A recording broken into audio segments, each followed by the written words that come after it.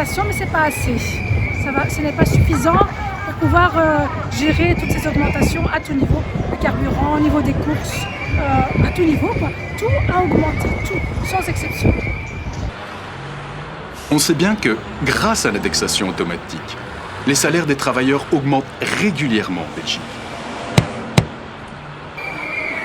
L'indexation des salaires ou des allocations sociales, ça n'est qu'un mécanisme de rattrapage, mais un mécanisme extrêmement important.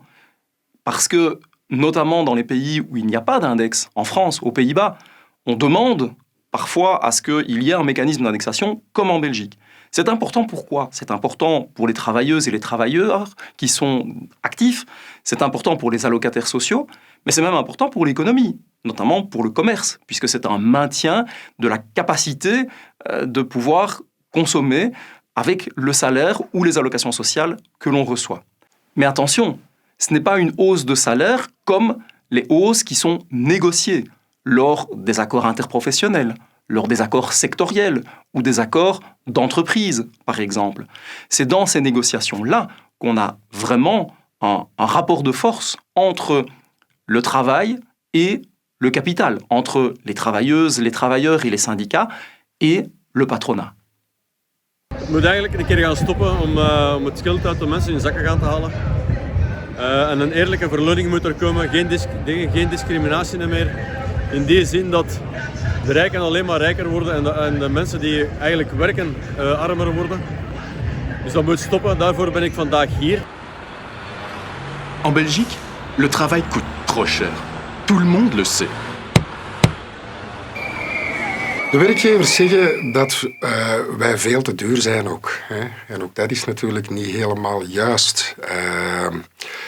Het is correct hè, dat in sommige van onze sectoren goede lonen worden betaald, maar wij zijn ook zeer productief. En we zien dat die productiviteit nog verder stijgt. En dat die zelfs meer stijgt dan in onze buurlanden. Dat is niet alleen zo voor de industrie, maar dat geldt ook voor onze dienstensectoren.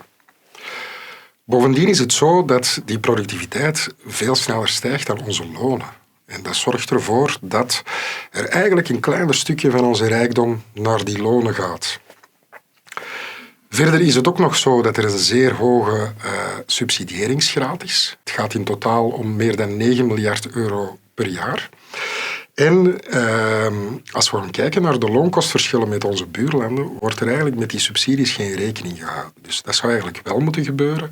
Als dat wel gebeurt, dan zal je zien dat wij helemaal niet duurder zijn dan in onze buurlanden. On veut aussi que la loi de 96 soit modifiée parce qu'aujourd'hui, ça nous permet de ne pas négocier correctement. Et donc, il y a toute une série qui fait qu'aujourd'hui, un travailleur qui va travailler ne peut plus se permettre d'avoir des loisirs ou payer ses factures ou même de s'alimenter correctement.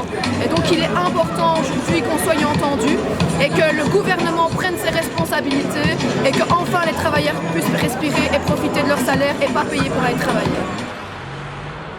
On vient de traverser des années difficiles et des crises à répétition. Donc c'est évident que les entreprises ne vont pas bien. De werkgevers zeggen ook dat ze niet over de middelen beschikken om onze lonen te verhogen of om de index door te voeren.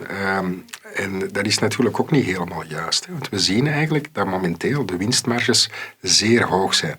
Die zijn eigenlijk zelfs historisch hoog op deze moment. Zijn ook veel hoger dan in onze buurlanden.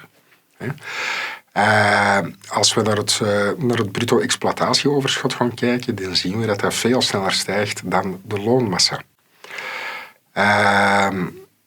Het is natuurlijk zo dat niet alle ondernemingen evenveel winst maken of dat niet alle ondernemingen winst maken. Maar het is daarom dat wij als ABV ten minste de vrijheid om te onderhandelen vragen.